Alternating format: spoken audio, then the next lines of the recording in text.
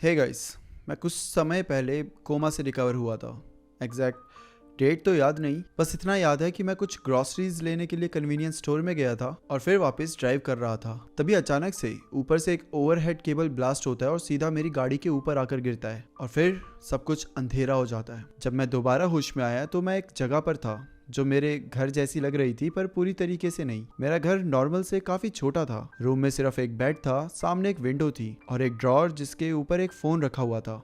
कोई आईफोन या modern phone नहीं, सिर्फ एक बेसिक सा फोन जिसमें नंबर डायल किए जा सकते थे। मेरे राइट साइड एक डोर था जो एक हॉलवे में खुलता था और वो हॉलवे बाहर जा रही थी। सब कुछ थोड़ा ऑफ लग रहा था, जैसे कि मैं अपनी जगह पर था ही नहीं। लेकिन इन सारी चीजों ने मेरा ध्यान ज्यादा अपनी तरफ खींचा नहीं। कुछ और चीज थी जिसने मुझे विंडो की तरफ जाने के लिए मजबूर कर दिया। मैं ग्लास के बिल्कुल पास गया, जैसे कि कोई चीज मुझे फोर्स कर रही है उसकी तरफ देखने के लिए। और तब मुझे स्क्रीमिंग सुनाई देती है, बहुत लाउड, बहुत तेज और बहुत दर्द में चिल्लाने वाली आवाज, जो मेरे नेबर के घर से आ रही थी। नेबर का जो घर था वो बिल्कुल मिस्टर पार्कर के नॉर्मल घर जैसा लग रहा था। Same structure, same living room, लेकिन विंडो के थ्रू जो मैंने देखा उसने मुझे हिला दिया। पार्कर फ्लोर के ऊपर था और उसके जस्ट नीचे एक आदमी था जिसके साथ वो बहुत वायलेंटली स्ट्रगल कर रहा था। दोनों बहुत बुरी तरीके से लड़ रहे थे।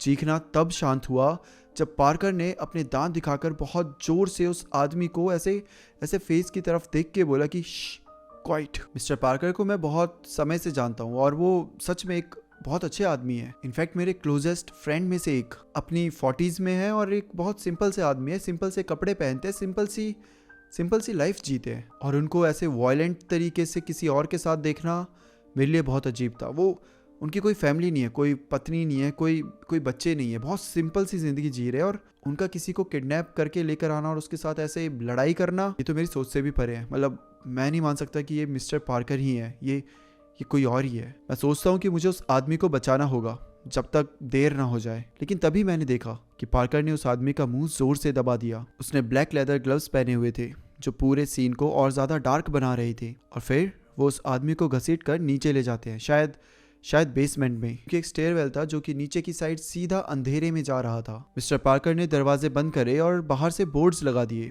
फिर वो रुक गए और सीधा मेरी तरफ देखने लगे। उनकी आंखें मेरी आंखों में लॉक थी। उस एक मोमेंट में मुझे सब समझ आ गया। उन्हें पता था मैं वहां हूँ। फिर वो मुड़कर घर के अंदर चले गए। फिर मुझे ऐसा लगा जैसे कि उन्होंने मुझे एक साइलेंट वार्निंग जैसी दी, जैसे कि मानो मैं अगर उनके घर के पास भी दिखा तो शायद कभी घर वापस आऊंगा ही नहीं। मैंने तुरंत पुलिस को कॉल करना शुरू करा, लेकिन सामने से कोई रिस्पॉन्स ही नहीं आया। ना रिंगिंग की आवाज आ रही थी, ना किसी के कुछ बोलने की, ना किसी के सांस लेने की। जब मुझे कुछ समझ नहीं आया तो मैंने वो चीज करी जो कि शायद हर एक हॉरर मूवी में मरने वाला इंसान करता था। मैंने खुद इन्वेस्टिगेशन करने का डिसीजन लिया। मैं ऐसे कभी किसी के घर में घुसा नहीं था बिना बताया, ट्रेसपास करके, लेकिन ये मुझे करना पड़ेगा। किसी की जान का सवाल है और उसके लिए फाइन या पनिशमेंट भी अगर मुझे झेलनी पड़े तो मैं उसके लिए रेडी था। मैं घर से बाहर निकला और अपनी फ्लैशलाइट और बाइनोकुलर्स उठा लिए। जैसे ही मैं पार्कर के घर के करीब पहुंचा, मुझे एक फोन पर रिंगिंग की आवाज सुनाई देती है और ये जो आवाज थी ये मिस्टर पार्कर के घर के अंदर से आ रही थी। मिस्टर पार्कर कॉल को पिक करते हैं।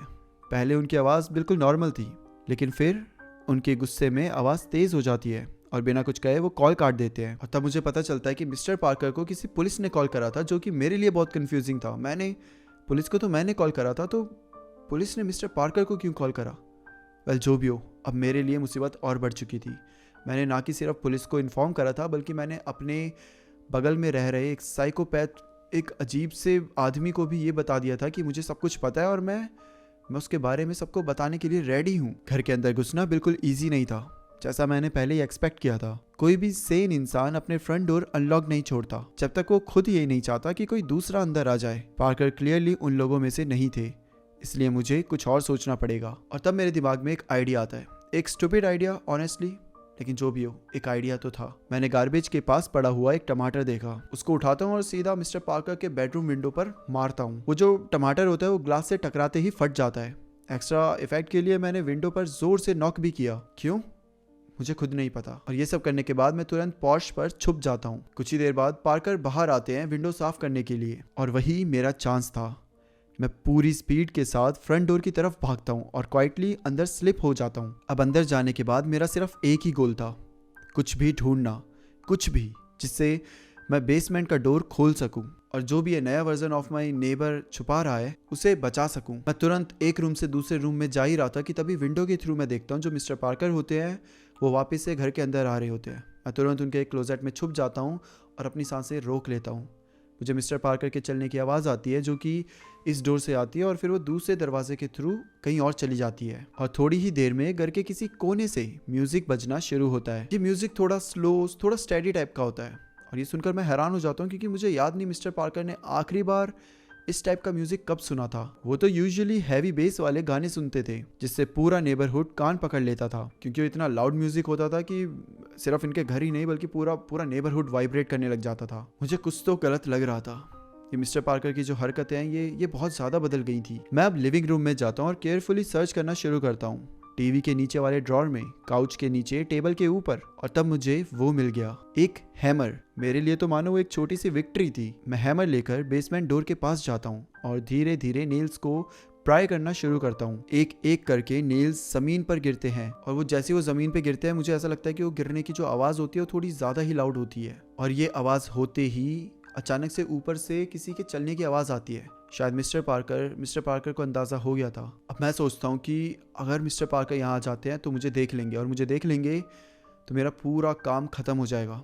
और इसलिए मेरे दिमाग में एक और आइडिया आता है। थोड़ा बेवकूफ़ी भरा आइडिया था लेकिन शायद इससे काम बन जाएगा।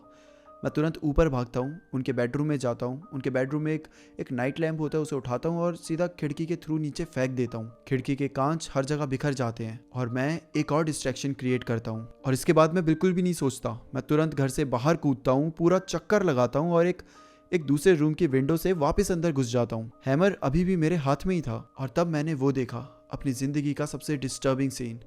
मैनीक्वींस, नेकेड, लाइफ लाइक मैनीक्वींस। कुछ डिकेइंग थी, कुछ ब्रोकन थी, कुछ के हाथ पैर मिसिंग थे और कुछ के सिर्फ टॉर्सो और हेड थे। कुछ पूरे थे, बिल्कुल सीधे खड़े हुए, बिल्कुल साइलेंट। उनके ब्लैंक चेहरे किसी चीज को नहीं देख रहे थे। मेरा दिमाग तो कुछ सेकंड के लिए प्रोसेस ही नहीं कर पा रहा था जो भी मैं अपने सामने देख रहा था। और तब मेरी नजर पड़ती है एक मैनीक्वीन के हाथ में। उसके हाथ में एक चाबी थी, शायद बेसमेंट की चाबी। पर एक मिनट, इतना इजी कुछ नहीं हो सकता। मैं और एक्सप्लोर करना चाहता था लेकिन बिना पार्कर की नजरों में आए मैंने बहुत सी अजीब चीजें देखी। ऐसी चीजें जो मेरा नेबर अपनी नॉर्मल स्टेट में कभी नहीं करता। बाथरूम में गया तो देखा बाथ टब के पास बहुत सारी वाटर बॉटल्स पड़ी थी, जैसे वो बॉटल से बाथ टब भर रहा हो। और ये बिल्कुल नॉर्मल नहीं था क्योंकि उसके नलकों से पानी आता था, तो बाथ टब में पानी बॉटल्स से क्यों भरेगा। उसी के साथ एक बॉयलर रूम था। फर्नेंस के अंदर मुझे एक बुक दिखी और फर्नेंस के अंदर बुक होना ही काफी वियर्ड था। और जैसे ही मैंने वो किताब को खोला, वो किताब किसी के सोल को बेचने की बातें कर रही थी। मैं उस किताब को वापस वहीं रख देता हूँ और वापस वहां से निकल जाता हूँ। शायद मैंने आज के लिए काफी कुछ देख लिया। और उसी वक्त मैंने सुना कि पार्कर टीवी देख रहा होता है। टीवी से अजीब स्टैटिक नॉइस आ रही होती है और लैंग्वेज स्पेनिश लग रही थी। मैं थोड़ी बहुत स्पेनिश समझ सकता था। कुछ 1997 के बैंक के बारे में ING के 150 ईयर हिस्ट्री का मेंशन था। जो भी था, पार्कर उसे एंजॉय कर रहा था। मैं उसे टीवी देखते हुए हंसते हुए देख सकता था, जैसे कि मानो कोई कार्टून या कॉमेडी शो देख रहा हो। किसी तरीके से मुझे फाइनली समझ आ गया कि चाबी कहाँ है। और हाँ, मैंने बेसमेंट ट्राई किया लेकिन ये चाबी वहाँ की नहीं थी। यहाँ पर चीजें बहुत ज्यादा कॉम्प्लिकेटेड है। ये सीन मुझे और भी ज्यादा ट्रॉमेटाइज कर गया। मैंने अपनी जिंदगी में कभी किसी के घर में ऐसा कुछ नहीं देखा था। किचन और डाइनिंग एरिया के बिल्कुल पास एक रूम था जो लॉक था। मैंने धीरे से दरवाजा खोला और अंदर गया। जैसे मैं अंदर गया मेरी सांस अटक गई। वो रूम बिल्कुल नॉर्मल था लेकिन जैसे ही फ्लोर बोर्ड्स के नीचे देखा, नीचे कोई सिंबॉलिक चीज नहीं थी, कोई डेकोरेशन नहीं थी, बल्कि एक एक्चुअल ग्रेव थी। वहां एक रस्सी लटक रही थी जैसे किसी बेल के लिए हो, लेकिन घंटी वहां पर मिसिंग थी। और रूम में इतनी गंदी बदबू थी कि मेरी आंखें भर आई। मुझे बिल्कुल भी मिट्टी खोदने का मन नहीं था लेकिन मुझे लगा मेरे पास कोई और ऑप्शन ही नहीं है। ये सच में एक रियल ग्रेव थी, ना कोई फेक सेटअप, ना कोई आर्ट पीस। बदबू ने सब कुछ क्लियर कर दिया था। और जो वुडन क्रॉस वहां लगा था वो भी प्लास्टिक नहीं बल्कि किसी असली लकड़ी का बना हुआ था। मुझे पता चल गया कि मुझे एक लाश निकालनी पड़ेगी और ऑनेस्टली मैं मेंटली बिल्कुल प्रिपेयर नहीं था। फिर भी मैं वहां से बाहर निकल आया क्योंकि बिना बेल के मैं आगे कुछ नहीं कर सकता। कुछ देर बाद मुझे किचन और डाइनिंग एरिया के ड्रॉर्स में एक बेल मिल गई। मुझे अभी तक समझ नहीं आ रहा था कि पार्कर इतनी सारी आवाज़ों के बावजूद कैसे कुछ भी सुन नहीं पा रहा। शायद टीवी बहुत लाउड था या फिर शायद उसे फर्क ही नहीं पड़ता। और सबसे अजीब बात है कि वहाँ पर वो जो घंटी थी वो बहुत कन्वीनियंटली पड़ी हुई थी। क्यों, कैसे, किस लिए, मुझे इन सब चीज़ों से फ़र्क नहीं पड़ता, मुझे कोई जवाब भी नहीं चाहिए था। मैं बस बेसमेंट के अंदर बंद हुए इंसान को बचाना चाहता था। मैं धीरे धीरे वापस उस रूम में गया और बेल को रस्सी से अटैच कर दिया। जैसे ही मैंने बेल लगाई, एक बड़ा सा सेफ ऑटोमेटिकली ओपन हो गया। उसके अंदर एक शवल रखा हुआ था। मैंने शवल उठाया और खुद से बस इतना कहा, अब पीछे हटने का कोई रास्ता नहीं। क्यूरियोसिटी मुझे यहाँ तक ले आई थी और मैं ऑलरेडी इस आदमी के घर के अंदर था। और अगर अब मैंने ज़रा सी भी आवाज़ करी तो हो सकता है कि पार्कर मुझे ढूंढ ले। हाँ, वो अभी टीवी देख रहा था, लेकिन मुझे उस पर बिल्कुल भरोसा नहीं था। मैंने मिट्टी खोदना शुरू करी। धीरे धीरे जब शवल ज़मीन में धंस रहा था, मुझे एक कॉफिन दिख रहा था और मैं जानता था कि मैं यहाँ से वापस नहीं जा सकता। एंड देन फाइनली मैंने कॉफिन का वुडन लिड खोला और उसको दीवार के सहारे टिका दिया। मैं पहले ही जानता था कि अंदर क्या होने वाला था। लाश असली थी, उस पर मक्खियां भरी हुई थी और मैगट्स पूरे फ्लैश में फैले हुए थे। डीके शुरू हो चुका था और बदबू इतनी ज़्यादा गंदी थी कि मुझे लिटरली उल्टी आ रही थी। मैंने अपनी सांस कंट्रोल करके रखी थी क्योंकि एक आवाज़ भी पार्कर को सीधा मेरी तरफ ला सकती थी। मैं डिटेल्स पर फोकस करने लगा, खुद को डिस्ट्रैक्ट करने के लिए। और तब मुझे बॉडी का साइज़ नोटिस हुआ। वो बहुत छोटी थी, बहुत बहुत ज़्यादा छोटी।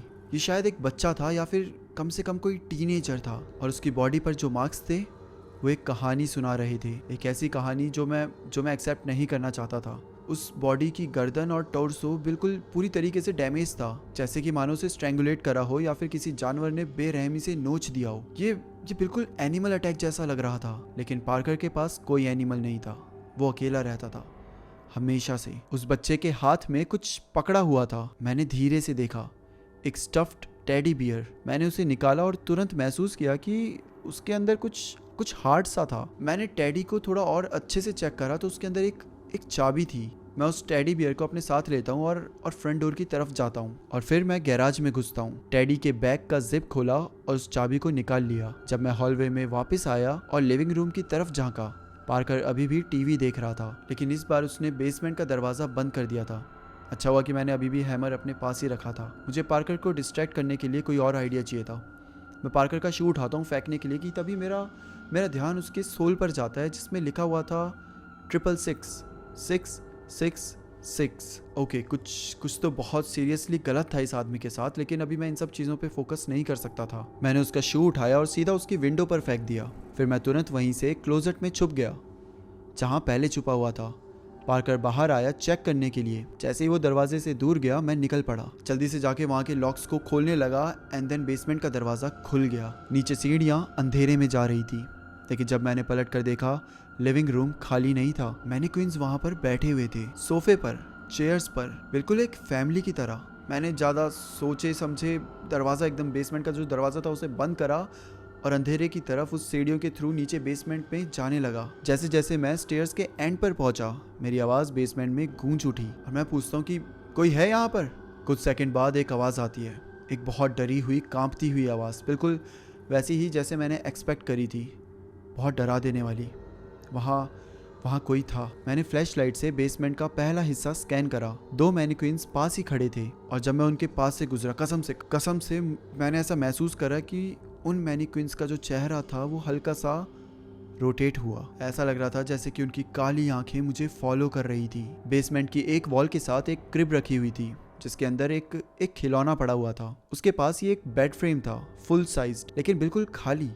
ना मैट्रेस ना शीट्स, जैसे किसी चीज को जानबूझकर हटा दिया गया हो। जैसे जैसे मैं आगे बढ़ रहा था, मैनीक्वींस धीरे धीरे विस्पर कर रहे थे। उनकी आवाज इतनी हल्की थी कि कान तक पूरी तरीके से पहुंच भी नहीं रही थी और वो सीधा मेरे दिमाग में घुस रही थी, मेरे थॉट्स को छू रही थी। और तब मुझे ऊपर से दरवाजे के खुलने की आवाज आती है। स्टेयर्स पर एक शैडो फैलती हुई नीचे आने लगी, लंबी, भारी और अननेचुरल। एक सेकंड के लिए मुझे कसम है मैंने देखा जैसे जो शैडो थी उसके सर के ऊपर कुछ हॉर्न्स निकले हुए थे। हेलो, मिस्टर पार्कर ने आवाज़ लगाई, कोई नीचे है क्या? और जब वो एकदम नीचे आ गए, उनके सामने मैं खड़ा था। उनकी नज़र मुझ पर पड़ी और वो चौंक कर कहते हैं, तुम? और वो मुझे देखते ही सीधा भागते हुए मेरी तरफ आए। मेरे पास सोचने का कोई समय ही नहीं था। मेरे हाथ में हथौड़ा था, वो हैमर था। मैं सीधा उसे उठाता हूँ और मिस्टर पार्कर के सर के पीछे इस वाली साइड में ज़ोर से मारता हूँ और मिस्टर पार्कर सीधा फ्लोर पर गिर जाते हैं। और फिर मैं बिना रुके भागता हूँ सीधा लेफ्ट हॉलवे की तरफ, उस आवाज़ के पीछे जो मैंने पहले सुनी थी। मेरे पीछे पीछे पार्कर की आवाज़ भी आ रही थी, उसके चिल्लाने की, लेकिन लेकिन सच बता रहा हूँ, ये वो पार्कर नहीं था जिसे मैं जानता था। उसके मुंह से निकलने वाले वर्ड्स क्रूअल थे, विशियस थे, ऐसे इंसल्ट जो सिर्फ नीचा दिखाने, तोड़ने और इंसानियत छीन लेने के लिए बोले जाते हैं। इनफैक्ट वो आवाज तो मिस्टर पार्कर की लग भी नहीं रही थी। इनफैक्ट वो किसी इंसान की आवाज लग ही नहीं रही थी। फिर भी मैं रुका नहीं, मैं भागता रहा। मैं तब तक भागता रहा जब तक मुझे वो इंसान नहीं दिख जाता जिसको मिस्टर पार्कर ने पकड़ा हुआ था। एंड फाइनली मुझे वो इंसान दिखा। मैं उसे फ्री करने लगा और किसी तरीके से सक्सीड भी हो गया। और वो आदमी मुझे वार्न करता है और जब मैं पलट कर देखता हूँ तो पीछे मिस्टर पार्कर खड़े हुए थे। उनका चेहरा तो मानो कि अब इंसानी लग ही नहीं रहा था।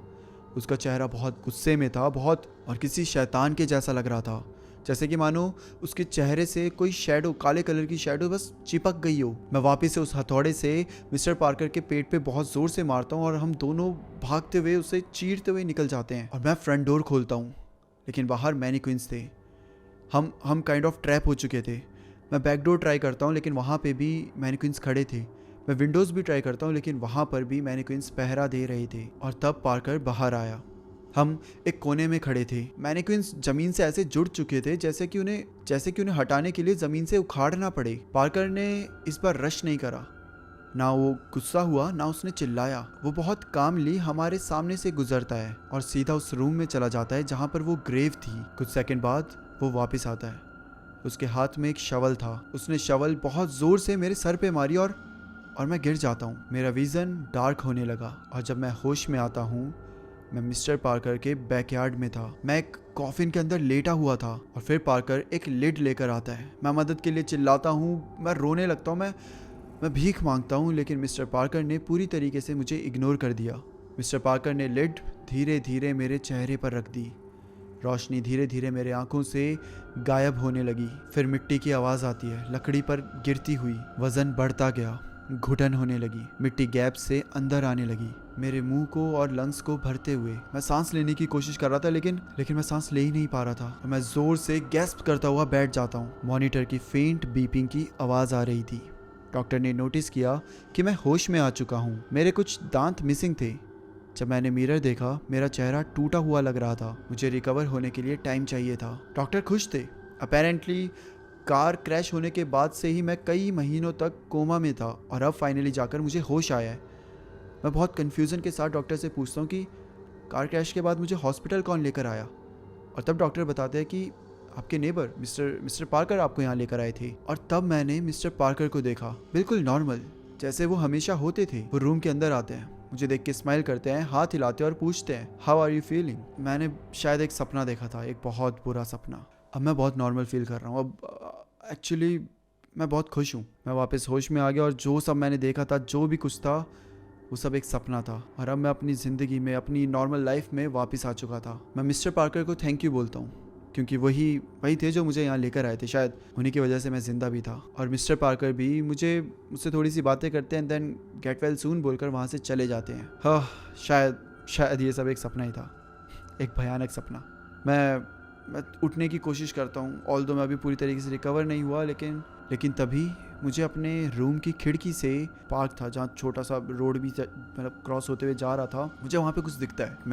एक मैनीक्विन वहाँ पर खड़ा हुआ था और उसके सर का एंगल सीधा मेरी तरफ था, जैसे कि मानो वो मुझे देख रहा था। इसका क्या मतलब है?